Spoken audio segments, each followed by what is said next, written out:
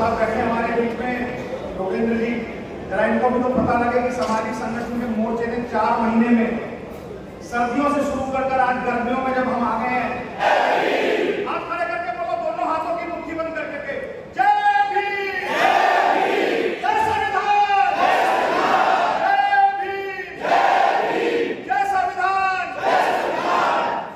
धन्यवाद। लगभग 4 महीने के कड़े तपस्या, कड़ी मेहनत, 40 संगठनों का जो ये समागम हुआ और 40 संगठनों के प्रमुख हमारे साथियों ने मुझ जैसे सामाजिक कार्यकर्ता को जिम्मेवारी दी कि भाई साहब आप इस कार्यक्रम को आगे बढ़ाइए और इसका नेतृत्व करिए। उस वक्त लगता था कि शायद ये काम बड़ा कठिन है और शायद हमारे साथ इस तानाशाह सरकार के खिलाफ कुछ लोग होंगे कि नहीं होंगे, लेकिन जैसे जैसे हमने मीटिंग शुरू की और माननीय प्रशांत भूषण जी जो विसल ब्लोअर इस देश के बहुत बड़े अधिवक्ता हैं, जब उन्होंने गढ़वाल भवन में इस कार्यक्रम की शुरुआत की, उस दिन हमें एहसास हो गया अब इस कार्यक्रम में जान आने वाली है। लोग अब समझ गए हैं कि सरकार को बदलना है और सचमुच में संविधान और लोकतंत्र को खतरा है।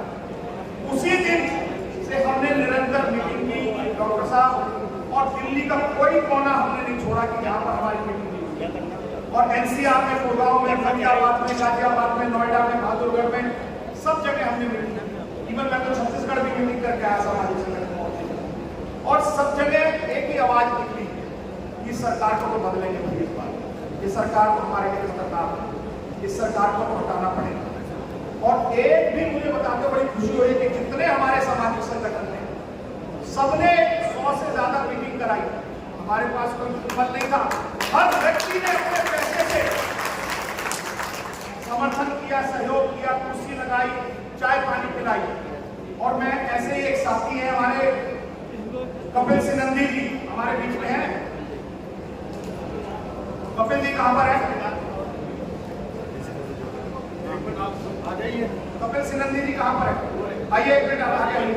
साथियों मैं अपने एक साथी को आपसे इंट्रोड्यूस करूंगा। एमसीडी में ये सफाई कर्मचारी के पद पर तैनात है और जब इन्हें लगा कि कॉज अच्छा है और संविधान और लोकतंत्र को खतरा है, इन्होंने हमारी मीटिंग में कहा कि 1 महीने की पूरी सैलरी में इस समर्थन में दूंगा और 55,160 रुपए एक सफाई कर्मचारी ने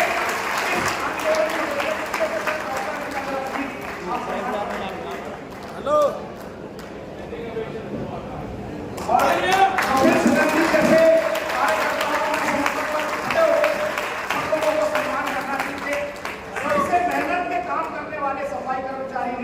अपने 55,000 पूरे महीने में उसने कमाए थे।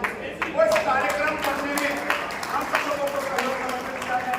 भाई आपको बहुत बहुत गहराइयों से धन्यवाद करता हूँ और शुक्रिया करता हूँ। बाकी लोगों को ये मैं ये कहना चाहता हूँ कि इसे कहते हैं बाबा साहब का पे बैक टू सोसाइटी।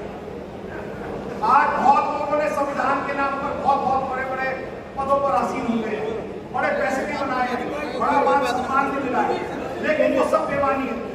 आज एक छोटे से कार्यकर्ता ने, एक सफाई कर्मचारी ने जब अपने पूरे महीने की सैलरी झाड़ू लगाकर गली साफ कर दी है, ये सच्चा पे बैक टू सोसाइटी है। ये है बाबा साहब।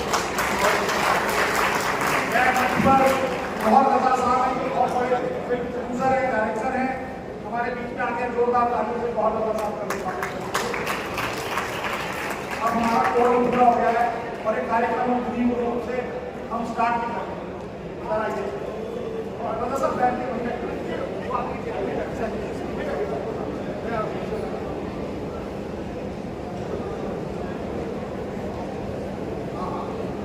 और एक और साथी हमारे हैं जिन्होंने, हम जब ये संविधान की बात कर रहे थे तो हमें लगा क्यों ना हर घर तक संविधान पहुंचाया जाए। एक हमारे साथी हैं यशपाल जौहरी जी, जो रोहिणी में रहते हैं और रिटायर्ड प्रिंसिपल हैं। और आप जानिएगा कि रिटायर्ड प्रिंसिपल की जितनी उनकी पेंशन आती है वो हर महीने संविधान और किताब छपवाते हैं और सबको निःशुल्क बांटते हैं। आज भी उन्हीं की तरफ से हमारे भाई शशिपाल जी आए हैं जो उनके लिए 400 संविधान उनकी तरफ से लेकर आए। बाद में आप सब लोगों को दिया जाएगा एक एक भारत का संविधान। मैं चाहूंगा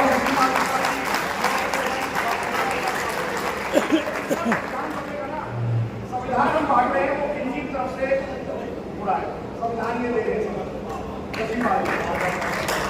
ऐसे हमारे साथी हैं जो सही मायनों में बाबा साहब की मशाल को आगे लेकर चल रहे हैं, इस संविधान को जिंदा रखने का काम कर रहे हैं। जोरदार तालियों से शशि पाल जी का और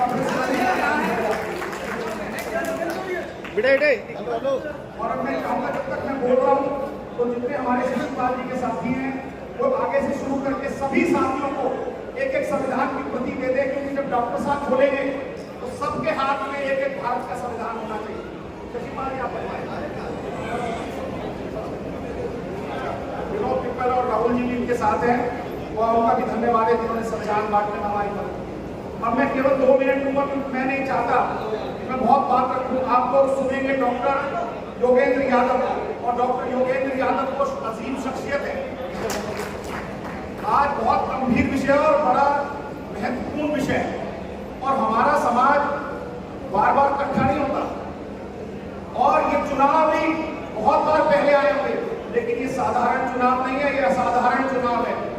इस चुनाव में हम सबकी इज्जत दांव पर है, इस चुनाव में हम सबका हक दांव पर है, इस चुनाव में हम सबका एक समझ लीजिए मोल दांव पर है। जब हम बात करते हैं कि संविधान और लोकतंत्र को खतरा है, क्यों खतरा है? डॉक्टर साहब पहले साइकोलॉजिस्ट भी थे, बहुत बड़े चुनाव विश्लेषक भी थे। चुनाव होते थे, वोट डलते थे, जिसकी सरकार को वोट मिलता था जीतता था। लेकिन इस सरकार ने, क्योंकि इसका लोकतंत्र और संविधान में विश्वास नहीं है, अरुणाचल में कांग्रेस पार्टी की सरकार बनी और इन्होंने वहां पर सरकार गिरा दी। गोवा में कांग्रेस पार्टी की सरकार बनी, इन्होंने वहां खरीद फरोख्त कर ईडी सीबीआई का डर दिखाकर वहां सरकार गिरा दी। महाराष्ट्र में कांग्रेस की और आघाड़ी गठबंधन की सरकार बनी और इन्होंने वहां ईडी सीबीआई का दिखाकर डर, एनआईए का डर दिखाकर वहां सरकार गिरा दी। मध्य प्रदेश में कांग्रेस की सरकार बनी, इन्होंने वहां पर पैसे देकर और ईडी सीबीआई का डर दिखाकर वहां पर सरकार गिरा दी। इसीलिए लोकतंत्र को खतरा है। और जब हम बार बार बात करते हैं कि संविधान को खतरा है, तो इनके जितने सांसद के कैंडिडेट हैं, चाहे वो लल्लू सिंह हो, चाहे वो ज्योति बिरला हो, चाहे वो अनंत हेगड़े हो, वो सब बार बार क्या बात कर रहे हैं कि 400 सीटें हमें दे दीजिए, हम लोग जो है संविधान बदलेंगे।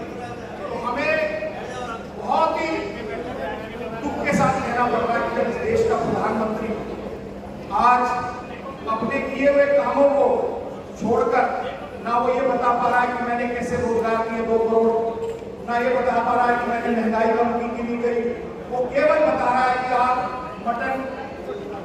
मटन जो है राहुल गांधी बना रहे हैं। भैया जिसके हाथ में संविधान आ गया अभी सबको बढ़ता है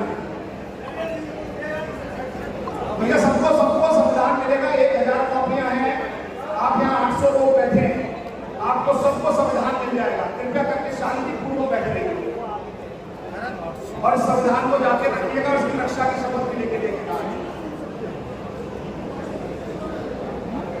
तो मैं फरमा रहा था कि इस सरकार ने जिन जिन वायदों पर सरकार लाने के लिए अपनी बात रखी, चाहे वो महंगाई कम करने की बात की, चाहे बेरोजगारी कम करने की बात की, आज ये सरकार उन पर खरी ना उतरकर अनाप शनाप बातें करने लगे हैं। और सबसे ज्यादा खतरा इस सरकार को अगर किसी से है तो वंचित समाज को है, पीड़ित समाज को है, शोषित समाज को है। क्योंकि इन्होंने 2018 में भी अपने कोर्ट के भ्रष्ट जजों के माध्यम से SC/ST प्रोटेक्शन एक्ट को खत्म करने का काम किया था, डाइल्यूट करने का काम किया था। वो तो 2 अप्रैल 2018 को आप जैसे सब सिविल सोसाइटी के लोग रोडों पर आ गए तो सरकार के कान पकड़कर हाथ जोड़कर माफी मांगकर वापस एक्ट को रिजॉल्व करना पड़ा। नहीं तो इन्होंने SC/ST एक्ट भी खत्म करने का काम इन्होंने कर दिया था। आज हम चाहते हैं पूरे देश में जो माहौल बना हुआ है, आज मुसलमान के नाम पर कभी उन पर बुलडोजर चलाया जाता है, हमारे आदिवासी भाई के ऊपर इनका विधायक विषाद कर देता है। मणिपुर में हमारी एक सैनिक की पत्नी को निर्वस्त्र कर घुमाया जाता है